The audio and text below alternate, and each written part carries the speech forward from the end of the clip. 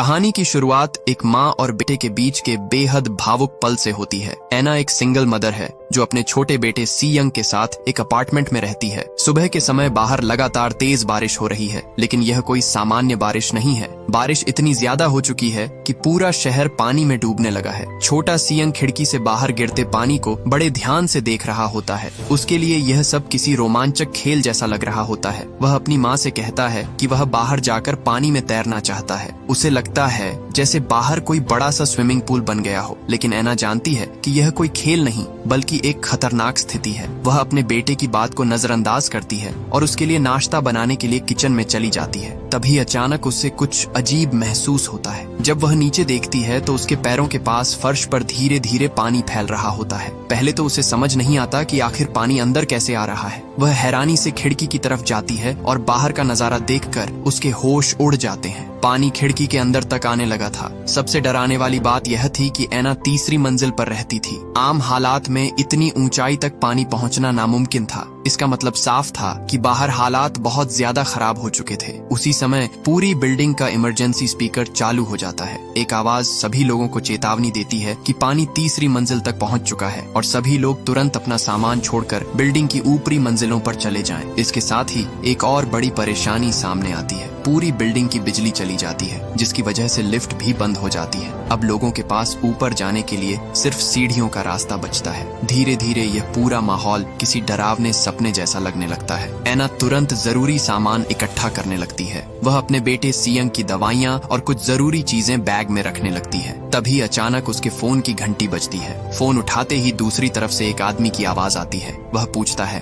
क्या आप Darwin company की मैनेजर एना बोल रही हैं? एना घबराते हुए जवाब देती है, हाँ मैं ही बोल रही हूँ। वह आदमी जल्दी से कहता है, आपको तुरंत ऊपर की मंजिलों पर जाना होगा। मैं आपको बचाने के लिए यहाँ पहले से मौजूद हूँ। अगर आप सामान लेने की सोच रही हैं, तो उसे छोड़ दीजिए। अपनी जान बचाना सबसे जरूरी है। इतना कहने के बाद वह आदमी फोन काट देता है। एना को समझ आ जाता है कि अब एक पल की भी देरी करना खतरनाक हो सकता है। वह जल्दी से सी यंग को साथ लेती है और अपार्टमेंट से बाहर निकल जाती है। लेकिन बाहर निकलते ही उन्हें ऐसा नजारा दिखाई देता है जिसे देखकर कोई भी डर जाए। पूरी बिल्डिंग में अफरा तफरी मची हुई थी। पानी तेजी से हर जगह फैल रहा था, जैसे कोई खतरनाक चीज पूरी बिल्डिंग को निगल रही हो। लोग अपनी जान बचाने के लिए भाग रहे थे, बच्चे रो रहे थे और हर तरफ चीख पुकार मची हुई थी। एना अपने छोटे बेटे को कंधे पर उठाती है और सीढ़ियों की तरफ भागती है, लेकिन वहां पहुंचते ही उसे एक बड़ी समस्या दिखाई देती है। सीढ़ियों पर पहले से ही लोगों की लंबी लाइन लगी हुई थी। हर कोई ऊपर जाने की कोशिश कर रहा था। इतनी भीड़ में आगे बढ़ना बहुत मुश्किल था। एना समझ जाती है कि अगर वह यहाँ ज्यादा देर रुकी तो पानी उन्हें अपने साथ बहा ले जाएगा। तभी उसे याद आता है कि बिल्डिंग की दूसरी तरफ एक और इमरजेंसी सीढ़ी मौजूद है।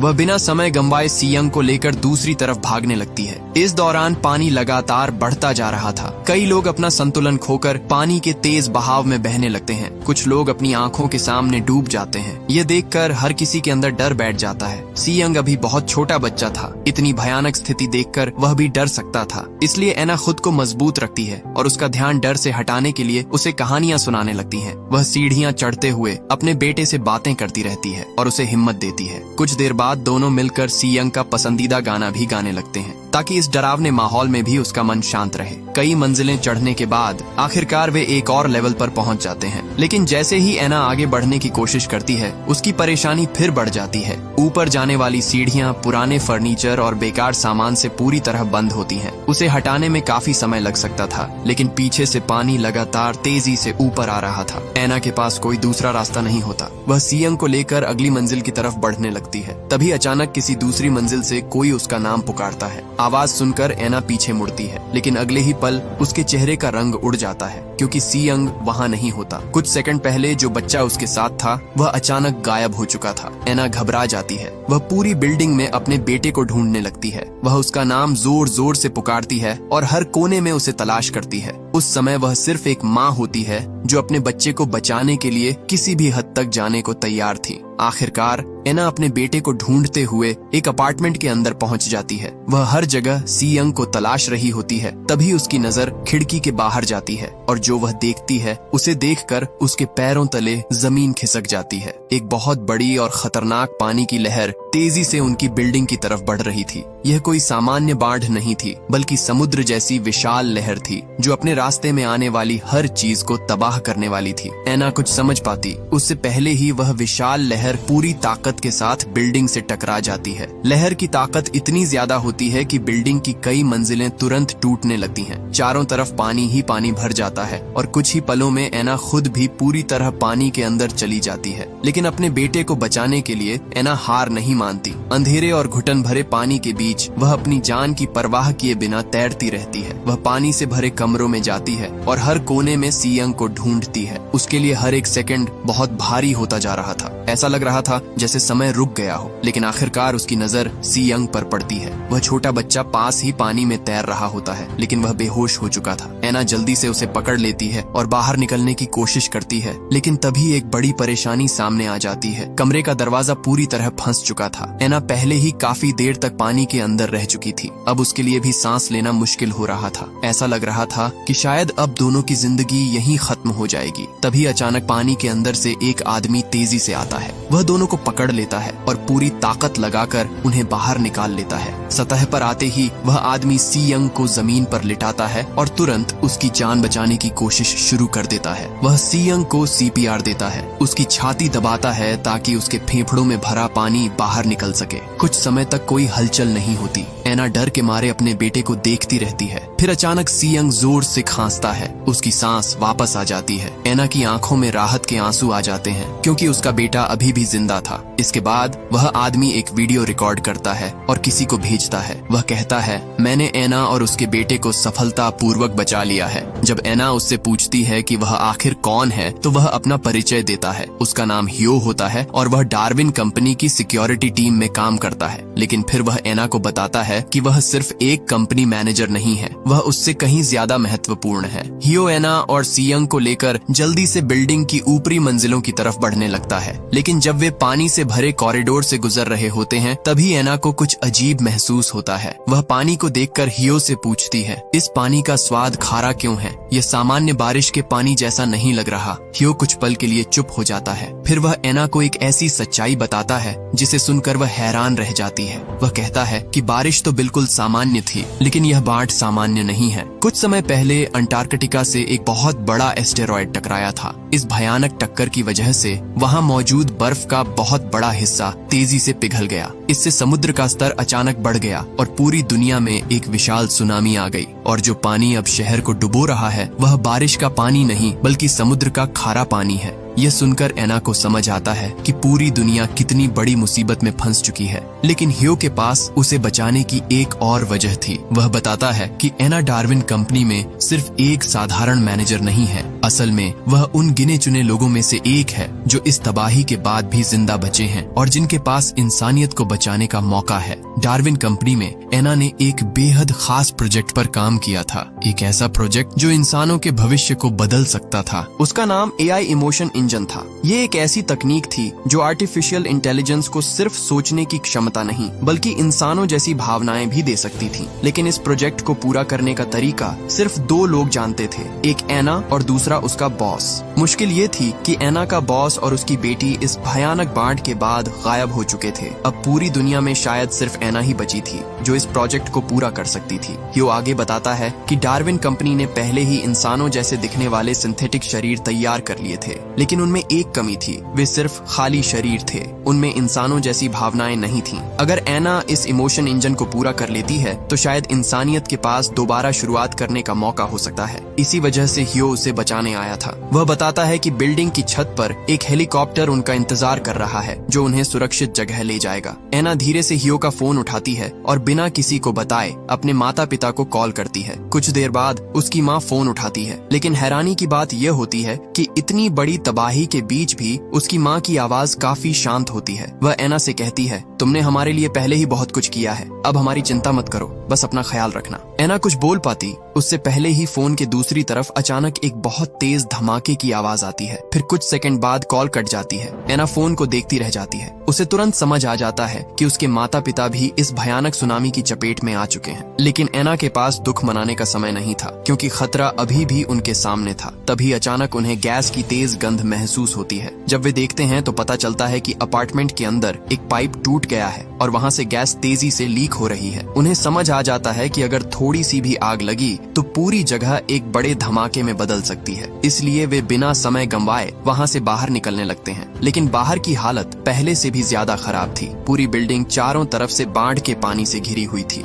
लोग अपनी जान बचाने के लिए संघर्ष कर रहे थे। कई लोग पानी में बह रहे थे और गैस लीक होने की वजह से अलग अलग मंजिलों पर आग लगने लगी थी। कुछ ही देर में कई जगह जोरदार धमाके होने लगते हैं। यह देखकर हियो समझ जाता है कि अब सीढ़ियों का इस्तेमाल करना नामुमकिन है। इसलिए वह बिल्डिंग के बाहर लगी बालकनियों का सहारा लेकर ऊपर जाने का फैसला करता है। वह बड़ी मुश्किल से एक मंजिल ऊपर पहुंचता है और फिर एना से कहता है कि वह सियंग को ऊपर भेज दे। एना अपने बेटे को बचाने के लिए पूरी ताकत लगा देती है। काफी कोशिशों के बाद आखिरकार वह सियंग को हियो तक पहुंचाने में सफल हो जाती है। लेकिन जैसे ही एना खुद ऊपर चढ़ने की कोशिश करती है, अचानक उसका पैर फिसल जाता है। वह अपना संतुलन खो देती है और सीधे नीचे गहरे पानी में गिर जाती है। कुछ पल के लिए ऐसा लगता है कि शायद वह बच नहीं पाएगी, लेकिन एना हार नहीं मानती। वह पूरी ताकत लगाकर तैरती है और वापस बिल्डिंग के अंदर पहुंच जाती है। फिर वह दूसरी मंजिल की तरफ बढ़ने लगती है। जब वह हॉलवे से गुजर रही होती है, तभी अचानक उसे एक बच्चे के रोने की आवाज सुनाई देती है। आवाज एक बंद लिफ्ट के अंदर से आ रही थी। एना पास जाकर देखती है तो पता चलता है कि एक छोटी बच्ची लिफ्ट के अंदर फंसी हुई है। वह तुरंत उसे बचाने की कोशिश करती है, लेकिन तभी एक और बहुत बड़ी पानी की लहर बिल्डिंग से टकराती है। लहर की ताकत इतनी ज्यादा होती है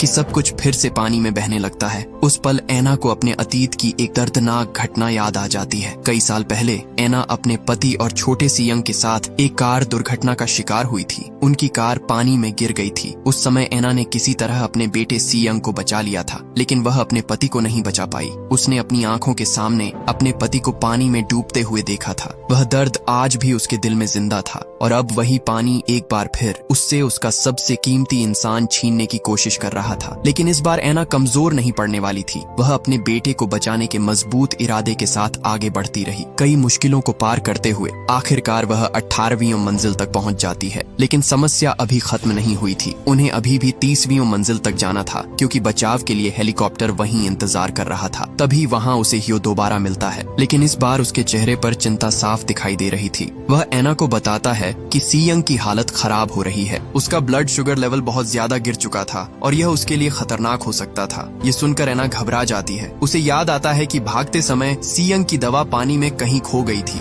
लेकिन एक माँ अपने बच्चे को बचाने के लिए आसानी से हार नहीं मानती। एना तुरंत पास के एक अपार्टमेंट में जाती है और वहाँ मौजूद चीजों को देखकर कुछ ऐसा तैयार करने की कोशिश करती है जिससे सियंग की हालत संभल सके। काफी कोशिशों के बाद वह एक अस्थायी दवा तैयार कर लेती है। जब सियंग उसे पीता है तो धीरे धीरे उसकी हालत बेहतर होने लगती है। कुछ समय बाद उसका शरीर स्थिर होने लगता है। यह देखकर एना राहत की सांस लेती है। कई घंटों की परेशानी के बाद पहली बार उसे लगता है कि शायद अब सब ठीक हो सकता है। तभी अचानक आसमान में बदलाव दिखाई देता है। काले बादलों के बीच से सूरज की रोशनी निकलने लगती है। एना खिड़की से बाहर देखती है और लंबे समय बाद सूरज को चमकता हुआ देखती है। उसके अंदर एक नई उम्मीद जाग जाती है। वह हियो से कहती है, तूफान खत्म हो रहा है, शायद अब सब कुछ फिर से ठीक हो जाएगा। लेकिन हियो कुछ नहीं बोलता। वह चुपचाप खड़ा रहता है। कुछ देर बाद वह एना को एक ऐसी बात बताता है जो उसकी सारी उम्मीदों को तोड़ देती है। बचाव योजना बदल चुकी थी। अब एना को स्पेस रिसर्च स्टेशन ले जाया जा सकता था, लेकिन सियंग को उसके साथ जाने की अनुमति नहीं थी। एना यह सुनकर पूरी तरह टूट जाती है। उसे तुरंत समझ आ जाता है कि हियो ने यह बात उससे पहले क्यों छिपाई थी। वह जानता था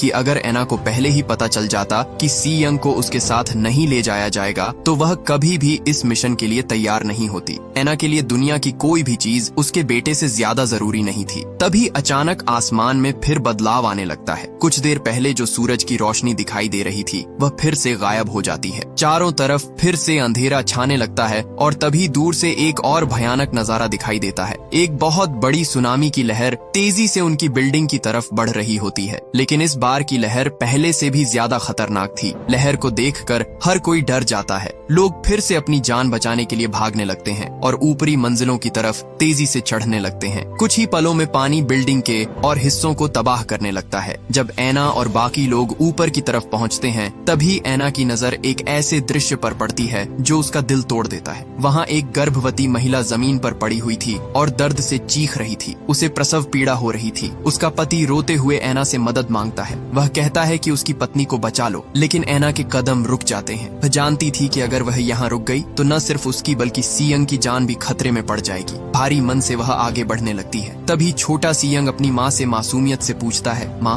वह औरत क्यों रो रही है? ऐना अपने आंसू रोकते हुए उसे समझाती है, वह माँ बनने वाली है। उसके घर एक बच्चा आने वाला है। ये सुनकर सियंग कुछ पल सोचता है। फिर वह एक ऐसा सवाल पूछता है जिसे सुनकर ऐना अंदर से टूट जाती है। वह पूछता है, माँ, जब मैं पैदा हुआ था तो क्या तुम्हें भी इतना दर्द हुआ था? यह सवाल ऐना के दिल को छू जाता है। उसे पुराने दिन याद आ जाते हैं। उसे समझ नहीं आता कि अपने छोटे बेटे को क्या जवाब दे। वह अंदर ही अंदर टूटने लगती है। फिर ऐना ह्यो के पास जाती है और उससे विनती करने लगती है। वह कहती है, प्लीज, मैं तुमसे हाथ जोड़कर कहती हूँ, मेरे बेटे को मेरे साथ ले चलो। मैं तुम्हारी कंपनी के लिए जो भी करना पड़ेगा करूंगी, लेकिन मुझे अपने बच्चे से अलग मत करो। लेकिन ह्यो मजबूर था। वह दुखी होकर सिर हिलाता है और कहता है, मुझे माफ करना, मेरे पास ऊपर से आदेश है। ऐना के पास कोई जवाब नहीं होता। आखिरकार वे लोग बिल्डिंग की छत तक पहुंच जाते हैं। वहाँ रेस्क्यू हेलीकॉप्टर पहले से उनका इंतजार कर रहा होता है। ऐना को लगता है कि अब शायद सब ठीक हो जाएगा, लेकिन जैसे ही वह हेलीकॉप्टर के पास पहुंचती है, उसे कुछ गलत महसूस होता है। अचानक रेस्क्यू टीम के लोग आगे बढ़ते हैं और सियंग को ऐना से अलग कर देते हैं। ऐना घबरा जाती है। वह जोर जोर से चिल्लाने लगती है। वह उनसे अपने बेटे को छोड़ने की गुहार लगाती है। वह रोती है, हाथ जोड़ती है, यहाँ तक कि घुटनों के बल बैठकर भी उनसे विनती करती है, लेकिन कोई उसकी बात नहीं सुनता। तभी अचानक एक और खौफनाक घटना होती है। रेस्क्यू टीम के दो लोग ह्यो पर बंदूक तान देते हैं और उसे गोली मार देते हैं। ह्यो जमीन पर गिर जाता है। ऐना यह देखकर सदमे में आ जाती है। इसके बाद टीम का लीडर कहता है, ऐना को छोड़कर यहाँ मौजूद बाकी सभी लोगों को खत्म कर दिया जाएगा। फिर वह बताता है कि यह मिशन कभी लोगों को बचाने के लिए था ही नहीं। इसका असली मकसद सिर्फ ऐना को वहाँ से ले जाना था, क्योंकि वही इंसानियत के भविष्य को बचाने वाली आखिरी उम्मीद थी। हेलीकॉप्टर ऐना को लेकर उड़ जाता है। नीचे पूरा शहर विशाल सुनामी के पानी में डूब रहा था। जैसे ही रॉकेट अंतरिक्ष की तरफ बढ़ता है, तभी एस्टेरॉयड के बड़े बड़े टुकड़े उसकी तरफ तेजी से आने लगते हैं। ऐसा लगता है कि अब कुछ भी नहीं बच पाएगा। और तभी अचानक ऐना की आंख खुल जाती है। वह वापस अपने उसी अपार्टमेंट में होती है। बाहर फिर से तेज बारिश हो रही होती है। घर के अंदर पानी घुस रहा होता है। बिल्डिंग का लाउड स्पीकर फिर वही घोषणा कर रहा होता है। सब कुछ बिल्कुल वैसा ही था जैसा शुरुआत में हुआ था। ऐना हैरान रह जाती है। उसे समझ नहीं आता कि आखिर यह सब क्या हो रहा है, लेकिन इस बार उसे महसूस होता है कि कुछ अलग है। तभी ह्यो उसे दोबारा फोन करता है। वह कहता है कि उसे तुरंत छत पर आना होगा, क्योंकि हेलीकॉप्टर उसका इंतजार कर रहा है। इस बीच सियंग लगातार अपनी माँ को अपने टैबलेट पर कुछ दिखाने की कोशिश कर रहा होता है। वह कहता है कि उसने सपने में कुछ देखा था और उसकी तस्वीर बनाई है, लेकिन ऐना पहले की तरह ही भागने की तैयारी में व्यस्त होती है। वह अपने बेटे की बात पर ध्यान नहीं देती। तभी सियंग अचानक एक ऐसी बात कह देता है जिससे ऐना चौंक जाती है। वह पूछता है, माँ, मैं इतने लंबे समय से 6 साल का ही क्यों हूँ? यह सुनते ही ऐना बिल्कुल शांत हो जाती है, क्योंकि अब उसे एहसास होने लगता है कि जो कुछ भी हुआ था वह सिर्फ एक सपना नहीं था। सियंग का यह सवाल सुनकर ऐना हैरान रह जाती है। वह पूछता है, मेरी उम्र कभी क्यों नहीं बदलती? यह सवाल सुनने में अजीब लगता है और इसका कोई साफ मतलब नहीं निकलता, लेकिन यह बात ऐना के मन में शक पैदा कर देती है। उसे लगने लगता है कि इस पूरी घटना के पीछे कोई बड़ा सच छिपा हुआ है। कुछ ही देर बाद एक और बहुत बड़ी लहर बिल्डिंग से टकरा जाती है। एक बार फिर पूरी जगह पर अफरा तफरी मच जाती है। लोग अपनी जान बचाने के लिए भागने लगते हैं। ऐना भी एक बार फिर पानी के तेज बहाव में गिर जाती है, लेकिन किसी तरह खुद को बचा लेती है। लेकिन इस बार कुछ अजीब होता है। जब ऐना अपनी शर्ट को देखती है तो उसे उस पर एक नंबर लिखा हुआ दिखाई देता है, लेकिन यह नंबर पहले वाले नंबर से अलग होता है। पहले उसकी शर्ट पर 497 यानी 497 लिखा हुआ था, लेकिन अब उस पर 787 यानी 757 लिखा हुआ था। एना यह देखकर हैरान रह जाती है। बाद में वह देखती है कि यह नंबर बार बार बदल रहा है। हर बार जब यह आपदा दोहराई जाती है तो उसकी शर्ट पर लिखा नंबर भी बदल जाता है। तभी धीरे धीरे इस पूरी घटना का सच सामने आने लगता है। आखिरकार एना को पता चलता है कि यह पूरी दुनिया असल में एक सिमुलेशन है। Darwin research centre advanced AI technology की मदद से सिंथेटिक इंसानी शरीर बनाने पर गुप्त रूप से काम कर रहा था। वे ऐसे इंसानी शरीर बना सकते थे जो बिल्कुल असली इंसानों जैसे दिखते थे, लेकिन उनमें एक बड़ी कमी थी। इन बनाए गए इंसानों के अंदर कोई भावना नहीं थी। उनके अंदर न प्यार था, न दुख और न ही गुस्सा। इसी समस्या को खत्म करने के लिए एना और उसके बॉस ने एक बहुत खास चीज बनानी शुरू की, जिसका नाम था इमोशन इंजन। इसका मकसद सिंथेटिक इंसानों के अंदर असली इंसानों जैसी भावनाएं पैदा करना था। इसे टेस्ट करने के लिए उन्होंने 2 सिंथेटिक जीव बनाए। एक को टेस्ट सब्जेक्ट बनाया गया और दूसरे को टेस्ट सैंपल। और टेस्ट सैंपल कोई और नहीं बल्कि सीयंग था। सीयंग कोई असली इंसान नहीं था, वह लैब में बनाया गया